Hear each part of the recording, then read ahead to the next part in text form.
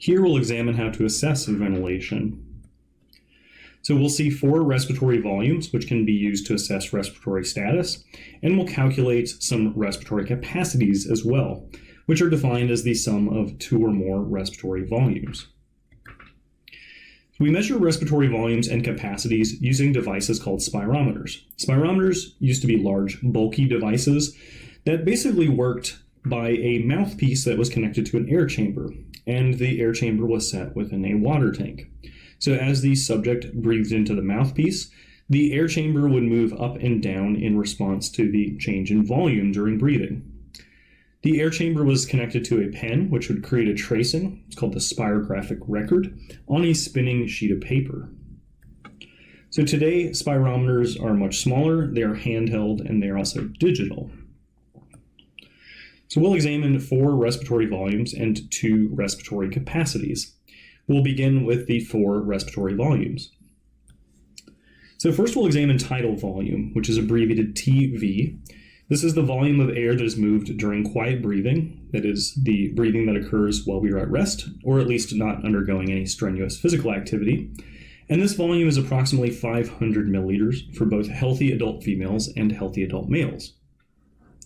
Inspiratory reserve volume, or IRV, is the volume that can be forcibly inhaled beyond tidal volume, while the expiratory reserve volume is the volume that can be forcibly exhaled beyond tidal volume. So recall that forced inhalation and forced exhalation recruit other muscle groups. So forced inspiration or forced inhalation recruits the sternocleidomastoid muscle as well as the serratus anterior muscles, while forced expiration recruits the internal intercostals, the external oblique, the internal oblique, and the rectus abdominis muscle. Our final volume is residual volume, and residual volume is a volume that we cannot directly measure because it is the volume that remains in the lungs after a forceful exhalation.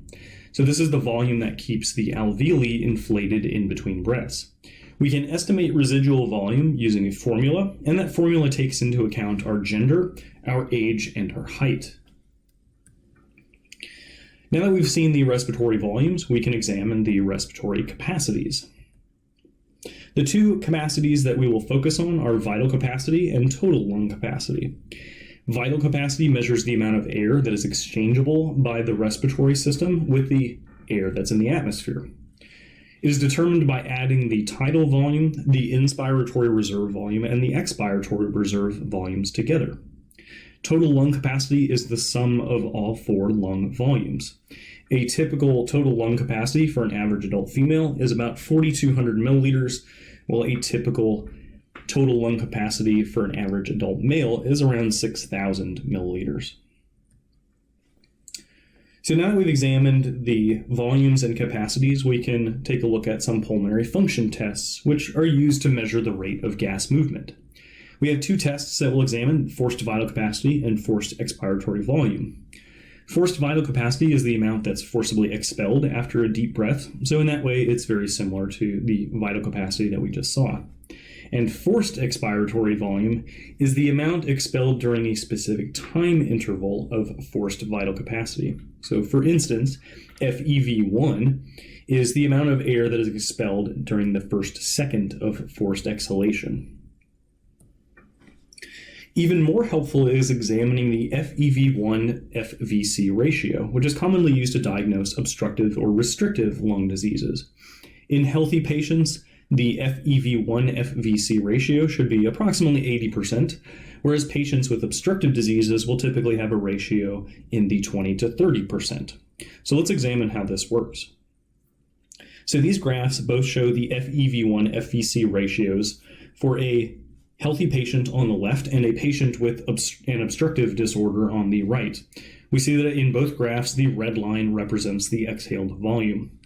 So in a healthy patient on the left, we see that in 1 second, right, that is the first second of their exhalation, their FEV1, they are able to exhale a volume of 4 liters of air, with their total forced vital capacity, or FVC, being 5 liters.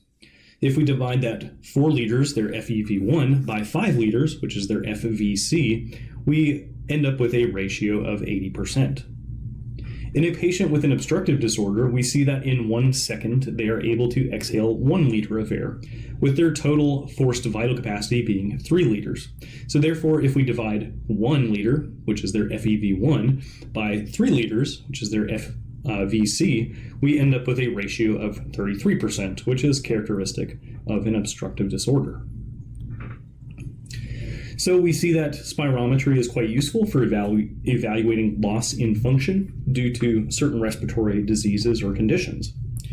Obstructive pulmonary diseases often create increased airway resistance and result in hyperinflation of the lungs, which creates increases in both total lung capacity as well as residual volume. Because air can get into the lungs, but because of the increased airway resistance, it has difficulty getting out of the lungs. So that's why we see increases in total lung capacity and residual volume.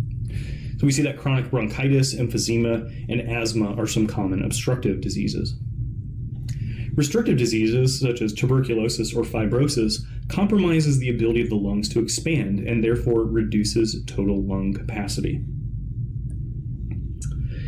So one thing to keep in mind as we continue is that not all respiratory space promotes gas exchange. So only air that is reaching the alveoli will participate in gas exchange. Air that is in the trachea, the bronchi, and the bronchioles is considered to occupy what is called anatomical dead space. So on average, approximately 150 milliliters of air per breath remains in that dead space. We can also recognize alveolar dead space, which is the amount of air that is in the space occupied by non-functional alveoli. Non-functional alveoli could be due to collapse of those alveoli or could be due to obstruction by debris or dirt. The amount of air that is reaching the alveoli is, of course, important because we see that the alveoli are where gas exchange is taking place. So it's going to be important that air can get to those alveoli. We can calculate minute ventilation rate, which is the amount of air that flows into and out of the respiratory system in a single minute.